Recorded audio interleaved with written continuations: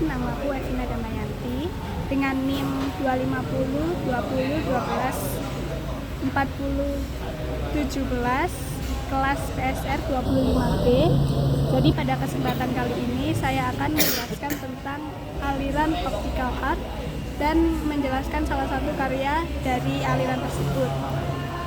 Pertama, saya akan menjelaskan sedikit pengertian tentang optical art.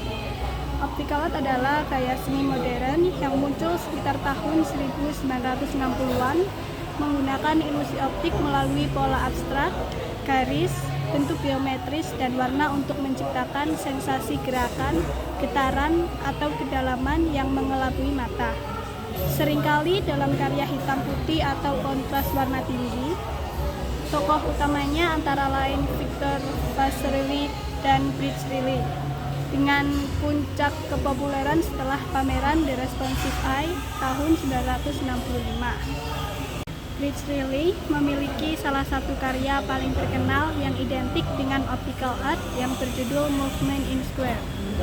Karya ini diciptakan pada tahun 1961 dengan ukuran 132,2 kali 121,2 cm pada media tempera on hardboard dan dibuat hanya dengan dua elemen sederhana, yaitu warna hitam putih dan bentuk persegi.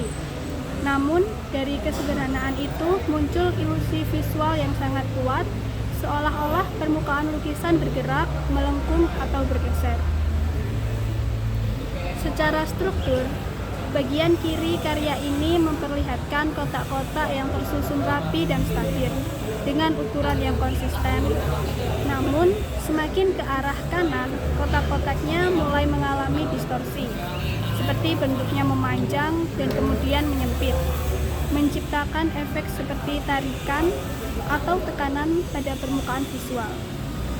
Perubahan terhadap inilah yang membuat mata manusia menangkap kesan gerakan dinamis. Padahal sebenarnya tidak ada garis yang benar-benar melengkung. Semua itu hanya trik persepsi. Pada karya ini, Reuleaux memanfaatkan cara kerja mata dan otak. Ketika mata melihat pola yang teratur, lalu tiba-tiba mengalami perubahan ritmis, otak menafsirkan sebagai gerakan. Ini adalah salah satu prinsip dasar of art, yaitu menggunakan kelemahan persepsi manusia sebagai kekuatan artistik. Karya Reuleaux bukan hanya mengandalkan bentuk, tetapi juga ritme visual, perubahan kecil yang menciptakan efek besar. Makna karya ini bisa dipahami dari beberapa sisi.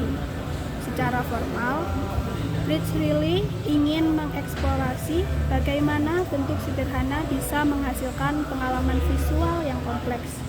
Namun, secara filosofis, banyak yang menafsirkan bahwa perubahan kotak dari stabil menjadi terdistorsi menggambarkan transisi, gangguan ritme hidup, atau perubahan keadaan.